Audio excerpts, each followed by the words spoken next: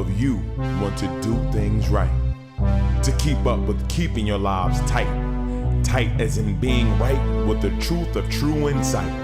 Who of you want to do things right? Who of you want to truly succeed in attaining all in that which is your need? To be heard by the real answerer of all deeds, the true hero of all whom pleads. Who of you really want to bow down to the true King of Kings commanding the crown? To worship the one that ever rules alone, commanding everything of creation from the seat of its throne. I see things in a different light of truth. I see things at a different level of truth.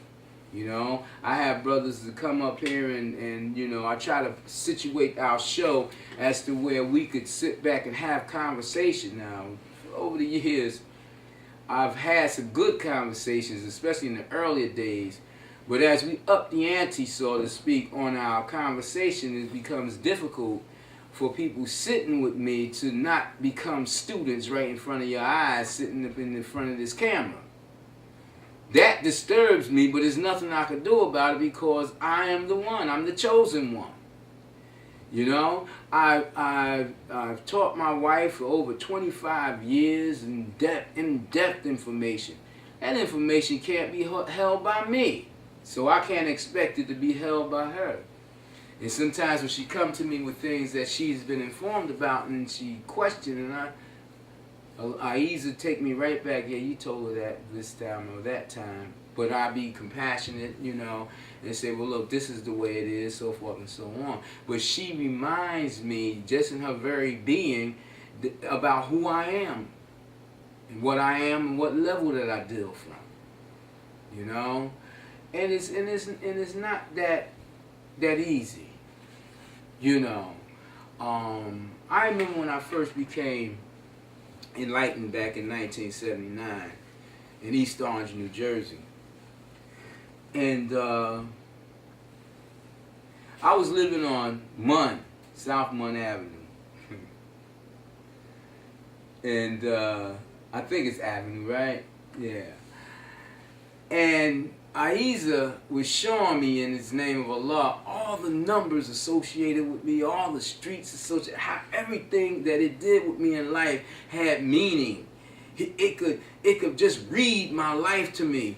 And one of the things was that I became enlightened at this apartment, 70 South Munn Avenue, apartment 319, and the 70 represented the heavens, many heavens.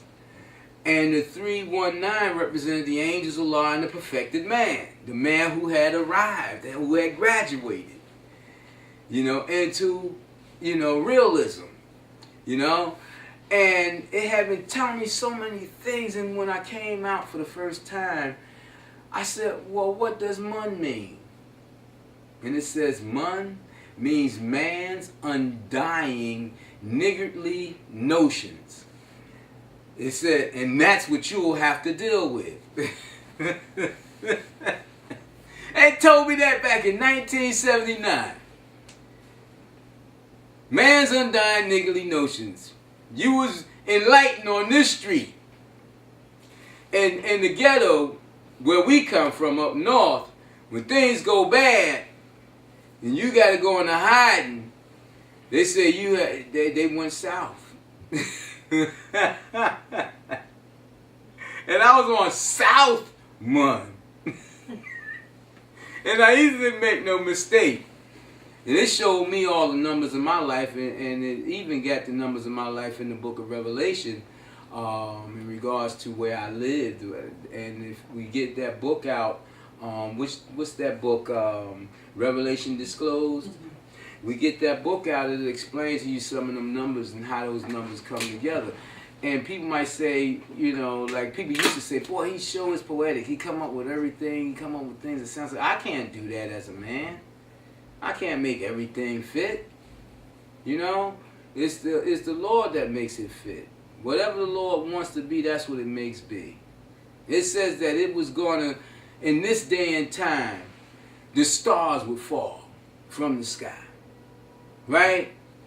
It came to me, and it says, now look at the people looking for asteroids and stars to fall down to earth. Before a star could ever get here, we'll be gone. And the stars are not up in the sky. They out in the universes. Our sky is within our ionosphere. It's that the stars that I was talking about are the famous people in your societies. Those are the stars that will be felled. It said, look at how we're disgracing so many of them. People don't hold them as high as gods in their minds anymore. Now they're normal human beings with problems, ailments, worshippers of Satan being shown and losing their jobs and being locked up for not paying their IRS bill and what have you. Just taking them out, especially the Afro-American stars. If you want to become a star, curse the Lord. And eventually you'll be raised up by the devils. Just curse the Lord. Be a comedian and curse the Lord on your show. On the performance. And they'll reach out and grab you and make you a star. And eventually you'll be taken down when they get finished with you. Those are the stars that would fall.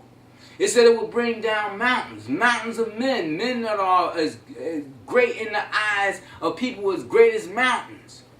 And it said there were certain people, like the priests and the nuns and the various political leaders and religious leaders who lied in the name of the Lord El and fabricated the book of the scriptures and different things.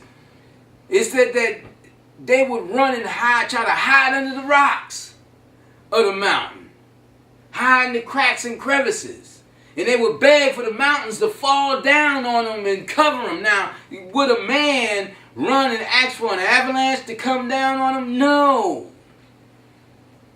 The mountains of men that they would be running to would be men greater than themselves. But they would find out that even those men and women would be running trying to hide from the Lord El, the Christ that has come down to destroy mankind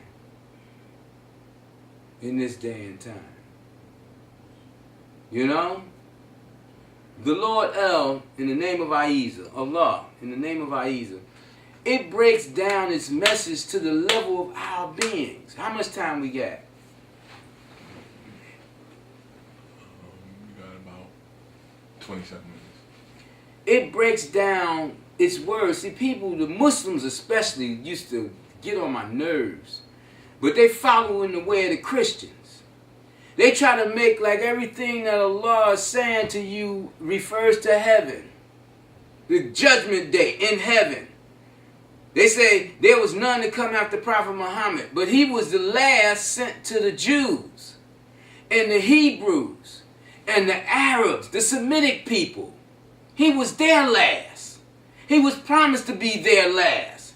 But he wasn't promised to be the final prophet to all mankind, like the infinite mind, the infinite living mind was going to stop communicating with its creatures.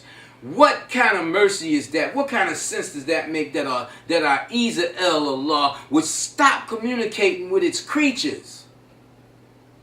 And it creates messengers to communicate with us. And it deals on human levels. So when Muhammad talked about the great and dreadful day, when he talked about the judgment day, he was talking about this day and time that Jesus had talked about, and then John and others was given some insight to see. He was talking about world matters.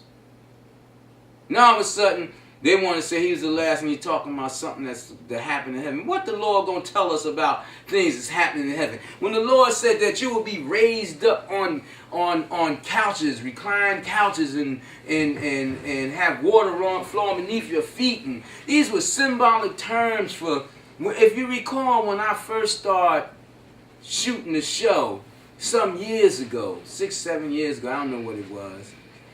But I didn't realize myself, I was sitting up on raised couches and they were green.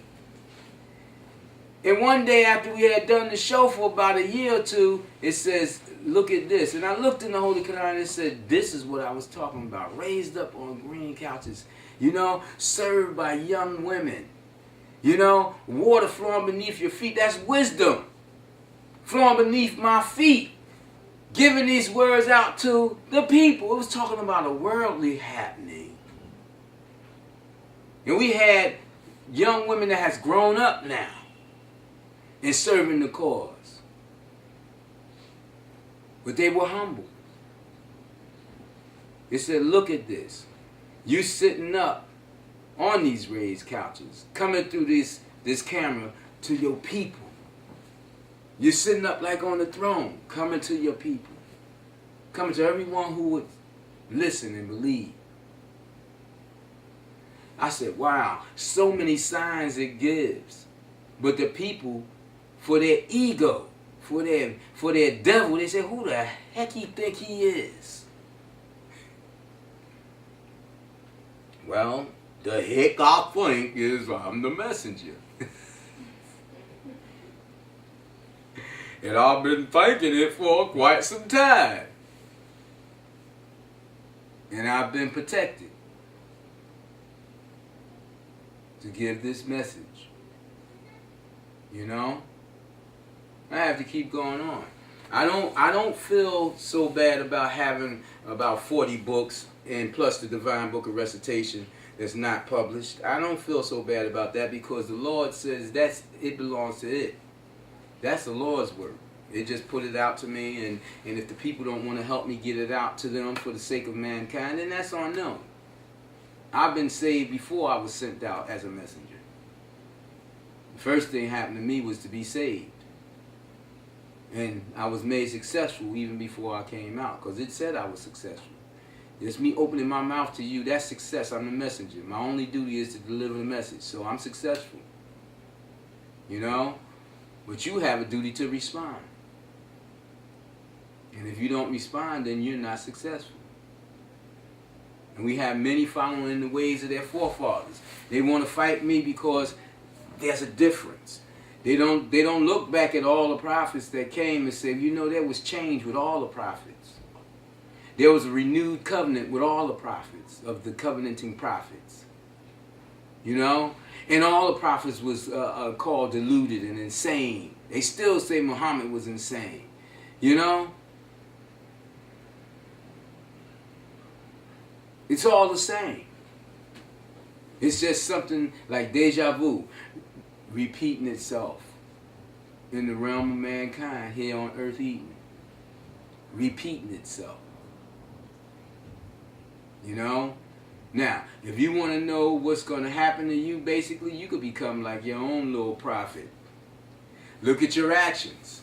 Then go and study the actions of people who acted exactly like you and find out what happened to them. And then maybe by chance you might realize what's going to happen to you by your actions. I don't have to sit up here and say, oh, you going here, you going there. That. Nah. And I don't have to prove to you that I communicate with people in the world in the life hereafter. That I communicate with angels. I don't have to prove none of those things. The burden of proof is not on me. The burden of proof is on you. Prove me wrong. Come with evidence. I've been asking for it. I remember I used to have those guys coming wanting to assassinate me for my words. I said, prove me wrong. I'm not going to bow to you because you got a tool in your hand that Allah created and have to give you the power to use it against this messenger. If Allah ain't giving you that power to use it against me, then where you going to get the power from? See, I believe Allah is the power. I realize Allah is the power. I know by experience Allah is the power. In the name of A.H.A.D. But you come as though you're God and you're going to affect judgment on me. Now you're stepping up into the realm of Allah, making yourself equal with it. When Allah simply tell you in the Holy Quran, tell them, told Muhammad, tell them, to them be their way and to you be yours. But no, you don't want to do that. You want to make the world, break the world, and make them following your way. That's why the world of Islam is in trouble today. Muslims are in trouble as much as the Christians and the Hindus and the Buddhists. That's why places like Sri Lanka and Indonesia and Malaysia and all that, where that's full of Muslims, was one of the first places smashed and crashed and flattened by the angels of Allah. To let the people with the last message know, I'm not your friend. I'm your enemy now. I am the Christ come down. Now, you can fight with that and you can say, this nigga crazy. This nigga done lost his mind. Well, look at the evidence. And when the Muslims over in the East start crying and the Bay of Bengali, and they said, is this a sign of revelation? And all the Christians and all of the imams went running. No, that's the devil. You give the devil power that it don't have. You give it control that it don't have. All the devil has is the power to seduce you and to do whatever Allah allow it. Allah had to put the power in him to do that evil. Allah is the greatest. And Allah is the real alone. Huh? Took me a long time to understand what Allah meant when it said it exists alone. We always run around saying, how in the world do you exist? How do Allah exist? There's only one description. Alone. It is alone, all one. Complete infinity. Now, beyond that, there's no description. There's no how. It's just alone. You can't put none to it because it's too great to have anything less put to it, to describe it. If we describe it, that means we've encompassed it without description. And nothing can encompass the reality. Nothing can encompass the infinite living mind of El. Amen. Nobody and nothing. You know? And that's the beauty in it sending me and giving me words to give to you with explanations so that you can understand the realness of the Lord and how it is at all places, at all time, everywhere, and its impossible state. It's impossible for us to be in any kind of way. In that impossible state, it is here, it is there, it is everywhere, it is all. It is the all. It is the breath of all, the all-ah, the Allah, the El-ah, the breath, the Allahu, the breath of an essence, the Allahu Aum, as the Buddhists or whomever would say, Aum, meaning the first, the innermost, and the last, being everywhere. So it is Elohim. Right? I mean, you think about it. Allah breaks down this language and they can say, well, where you get that from? I didn't get it out of a book. Well, I can find some things like that in a book. You sure can, because Allah's mercy have always been sent down to earth for mankind. But when you hear me speak, you don't hear me repeating lines from a book. See, you got people who want to sit in my seat and they hear what I say and they go and they transfigure what I say and then they try to make it theirs. They're facades. Fakers. They're not real. And they will come in their strength and try to take over, like I was telling you about, you know, some of the brothers in the past. They to think that they had some power that they didn't. And they was all bowed down, you know. They had to be bowed down. So I say to you brothers who are strong out there, I don't care what your race is. If you want to help me, bow your head, be humble, remember A.H.A.D, and don't come trying to give me something that I don't need. You know? Don't do it, because it don't work. No matter what it is that you bring to me, A.H.A.D may cause you to bring that thing to me, and I say, okay, I'm going to deal with this here. I'm going to use this here. And then you start thinking that you need credit for it, and you didn't even originate it. You just found it in a book. some information, some historical information or whatever, and then Allah put it together for us, and you want to take credit, say, see, I helped the messenger like that. I'm equal to the messenger. I could handle this. That's what Farrakhan did with Elijah. Elijah was a simple messenger sent to a select people, not to teach Islam, but to remind the people of what they had lost, what they had been robbed from by the Caucasians who took us in slavery. Took the African American people in slavery. You don't want to hear that. I know you don't want to hear that. But it's the truth of the matter. He was the Elijah in the book of Malachi. And I was the one who was to come with the Lord unseen in its power to Elijah's temple, which I've come, and was turned away by Farrakhan's people. Was turned away by the other Muslims who of the other organizations that was so-called following in Elijah's company or its temples. So prophecy in those things have been fulfilled because none of them could stand up with me.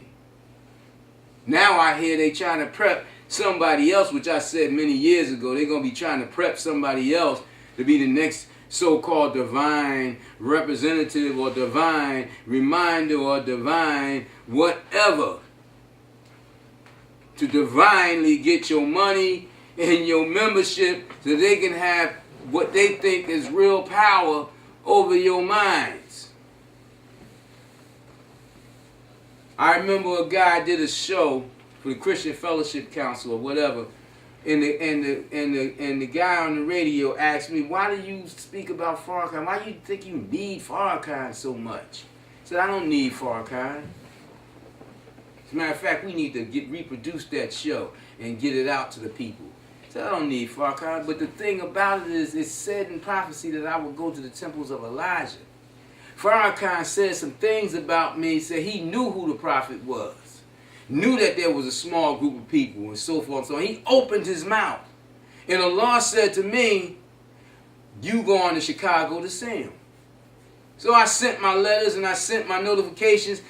And when I got there and stayed for a week, they ran me around and would not let me see them, treated me real curt. Now, they supposed to be religious people. They treated me real curt. They act like, I was a threat to them. And I'm like, in my own mind, I'm such a small guy, Like, I remember in the Nation of Islam, there was a threat. You beat that brother down at the door. You kick his behind. You take him out of there. You do whatever. And the brothers in the nation, the old nation, they know what I'm talking about. But I was humbled and went down there to them. I had 3 or 4 brothers with me. And they treated me real bad. And when I came back home, my community was like, they were sad. They didn't see you. I even lost a wife behind that. She was a hidden Farrakhan follower. Then she said, I really can't stand with Farrakhan ain't listening to you. If Farrakhan wouldn't see you. They later sent something in the final call. We can believe in the prophet to come, and we can believe in the prophet that's been here, but we can't believe in the prophet that's here now. And I'm like, man, this guy. And he said, well, I'm afraid of the messenger of Allah. Said it to his people. And they still with him. Ready to get set up to follow somebody else who is not divinely authorized. He's not even divinely authorized to call himself the divine reminder. He needed to be ashamed of himself to tell Barbara Walters that he was jealous of Elijah and thought that he was the one who should have been the messenger. And that's what people do with me. They look at me and they say, well, he ain't doing this, he ain't like that, I do this, that, and I need to be the messenger. Like, you got a better mind than Allah to make the choice. If you think you the one should be the messenger, then go ahead, kill yourself, recreate yourself as the messenger. And I'll get out your way.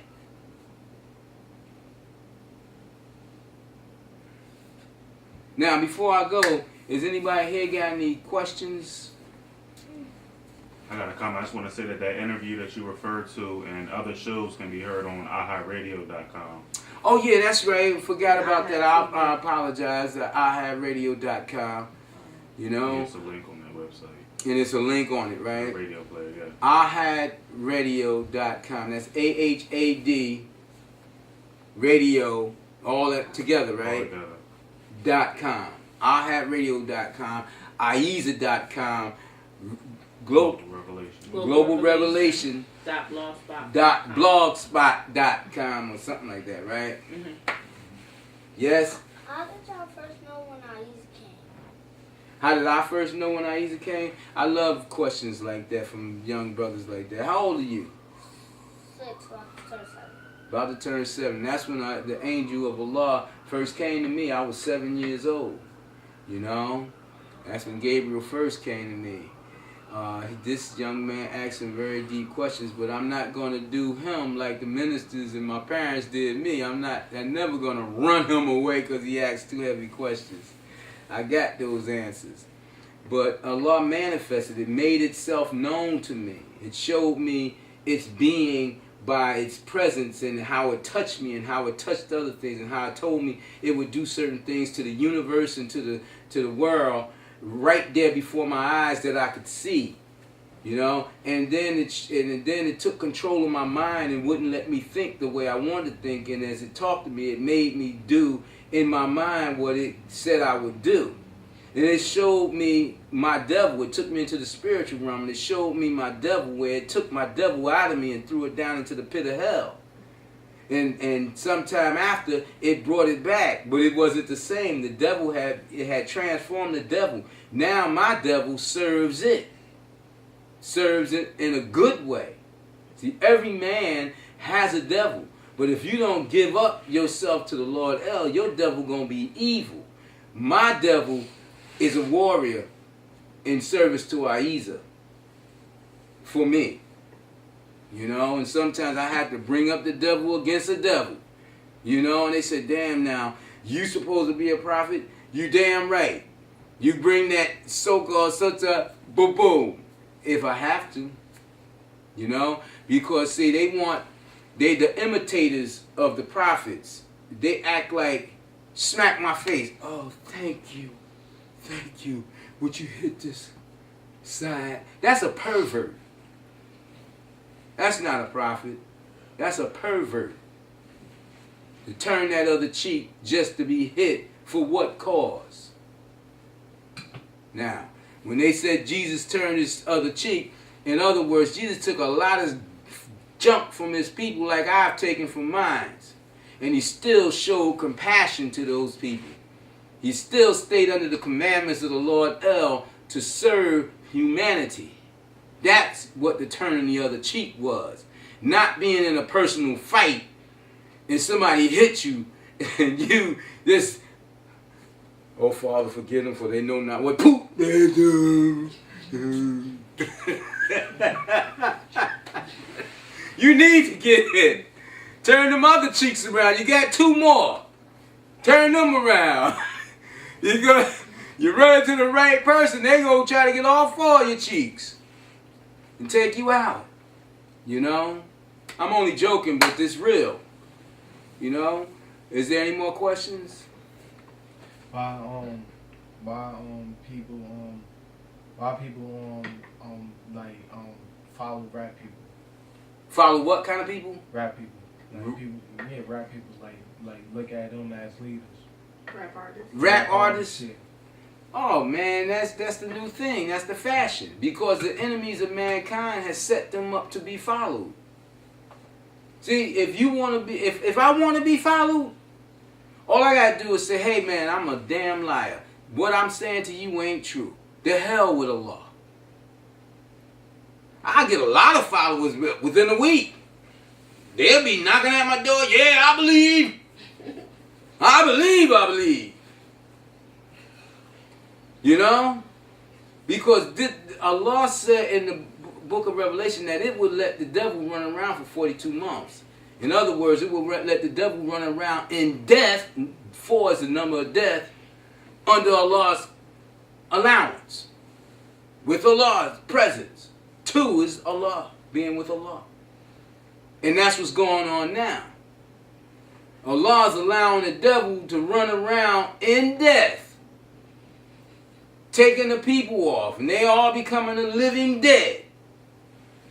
While Allah's presence is here, with Allah's presence being here, down as the Christ today. Now I know a lot of historians, a lot of theologians, they gonna be running. Did you hear what he said? Could that possibly be true? How can we defeat that? Is that 2 minutes? Mm-hmm. You know? But this is the way the Lord interpret the book for me. They following them rap artists, and if you're a good rap artist singing something good, saying something good, something heavy, something true, something realistic, something that's going to bring liberation to you and freedom to you, they going to cast you out. You got to be an idiot rap artist. One to call yourself Jehovah. To say you God. You got to be an idiot for them to raise you to the top. Huh? President said he was a buddy with what's that fool name? The one with all the teeth and went to jail. People know who I'm talking about. Don't call his name. Don't call his name. Don't call his name. No, you said. Don't call his name. But the President Bush said that he was his friend. Now, you know what President Bush did to us. He took the presidency twice. Made it real nice. Now you're going to take one of the most stupidest guys that's from the black hood, say that's his friend. While the nigga was in jail. I said it while the nigga was in jail. Now I'm going to tell you what kind of man he was. What kind of man will put gold or platinum in his mouth and then take it out because he going to jail? That's a man that didn't believe in himself, eh? Huh? Yeah. If I'm going to put gold and platinum in my mouth and I'm going to jail, I'm going to leave it in there.